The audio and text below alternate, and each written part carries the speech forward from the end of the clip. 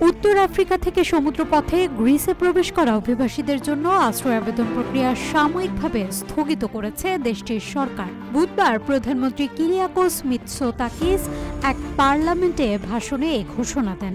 তিনি চলমান পরিস্থিতিতে জরুরি অবস্থা উল্লেখ করে বলেন, এটি কঠোর ও দ্রুত ব্যবস্থা গ্রহণের দাবি রাখে।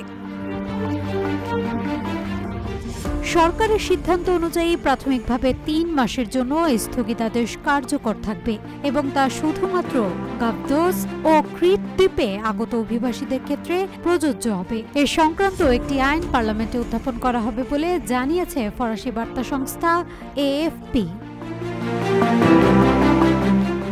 গত কয়েকদিনে লিবিয়া থেকে যাত্রা করা ২০০০-এর বেশি অভিবাসী গাবদোস ও ক্রিট দ্বীপে এসে পৌঁছান। মঙ্গলবার কুয়েতি ও লাইবেরীয় পতাকাবাহী জাহাজের মাধ্যমে উপকূলীয় এলাকা থেকে উদ্ধার করা হয় বহুজনকে। RICL TMX, যুগের পর যুগ স্থাপনা থাকে মজবুত। উদ্ধার হওয়া অভিবাসীদের মধ্যে বেশিরভাগই পুরুষ এবং তারা মধ্যপ্রাচ্য, উত্তর আফ্রিকা, সুদান, মিশর ও বাংলাদেশের নাগরিক। গ্রিক উপকূলরক্ষী বাহিনী এবং ইউরোপীয় সীমান্ত সংস্থা ফ্রন্টেক্সের সহায়তায় অভিবাসীদের নিরাপদ আশ্রয়ে নেওয়া হয়। তবে গাবদোসের মতো দ্বীপ, যেখানে স্থায়ী জনসংখ্যা মাত্র ১০০-র কাছাকাছি এবং কোনো আবাসন সুবিধাও নেই, সেখানে হঠাৎ অভিবাসী চাপ মোকাবেলা করাটা কঠিন হয়ে পড়েছে। এমন পরিস্থিতিতে ক্রিটেও দেখা দিয়েছে অবকাঠামো সংকট।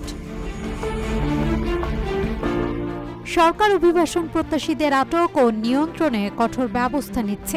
নৌবাহিনী মোতায়েনের পাশাপাশি ক্রিটে একটি আটক কেন্দ্র স্থাপনের চিন্তা ভাবনাও করছে মিৎসোতাকিসের সরকার। এর মাধ্যমে মানব পাচারকারীদের প্রতি একটি স্পষ্ট বার্তা দিচ্ছে গ্রিস, দেশের দরজা আর খোলা নেই। নাজ হাতুলতোয়া, রূপালী বাংলাদেশ।